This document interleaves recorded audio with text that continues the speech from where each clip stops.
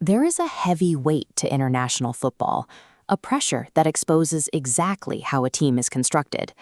Our memory of the sport is usually filtered through highlight reels, perfect volleys, and trophy lifts. But those clips hide the structural flaws that every team eventually has to manage. To find the most effective side in history, we have to look past the emotion and build a scorecard that measures these teams against the tactical realities of their own eras. This chart analyzes 4 distinct strategic blueprints: Hungary in 1954, Brazil in 1970, France in 1998, and Spain in 2010. Every system has a specific trade-off.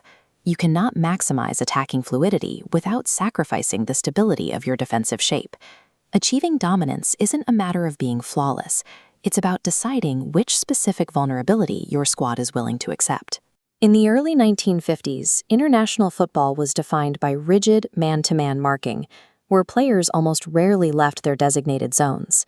The Hungarian national team broke that structure by introducing a formation where forwards constantly interchanged positions, pulling defenders out of their assigned areas.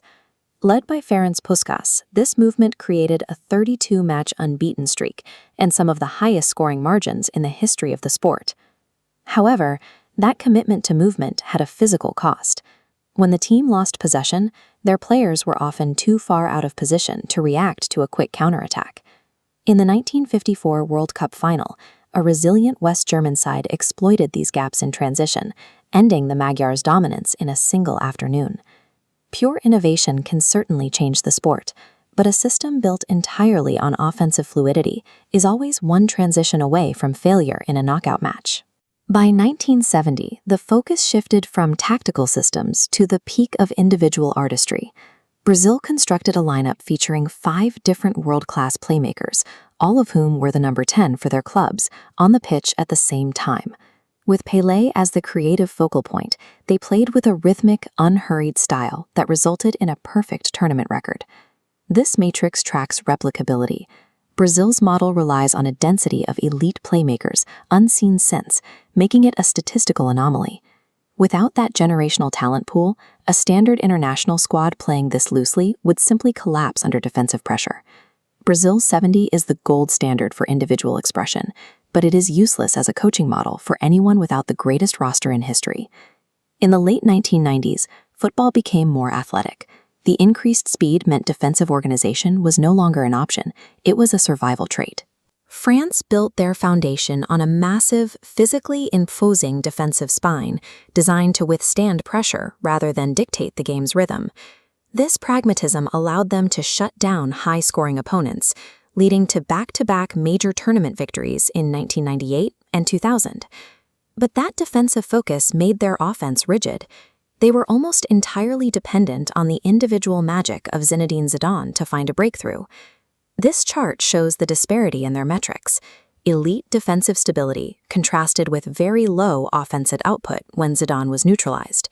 The French blueprint proves that physical grit can outlast fluid talent, but it forces the team to rely on a single creative engine to survive. By 2010, the Spanish national team sought to minimize chance by monopolizing the ball for as much of the 90 minutes as possible. Through Tiki-Taka, Spain used a high-volume passing game to keep their opponents pinned in their own half, rarely allowing them to touch the ball.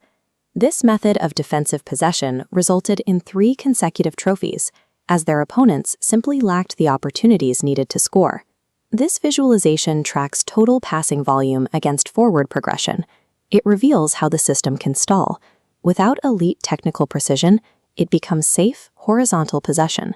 Because the entire team pushes forward, a lost ball leaves the defense highly susceptible. Spain achieved a level of control never seen before, but that control is incredibly fragile. It requires technical perfection to avoid a catastrophic counterattack. Every dynasty in football history is defined by the specific strategic compromise it chooses to make.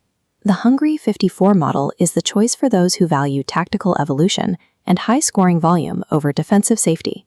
Brazil 70 remains the benchmark for anyone who believes that the game should be an expression of elite, unteachable talent. The France 98 blueprint is for the pragmatists who prioritize physical dominance and a clean sheet in a knockout bracket.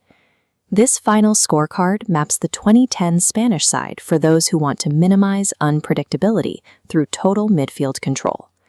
The highest-ranked team on this list changes depending on your own tactical priorities. Use this framework to look past the nostalgia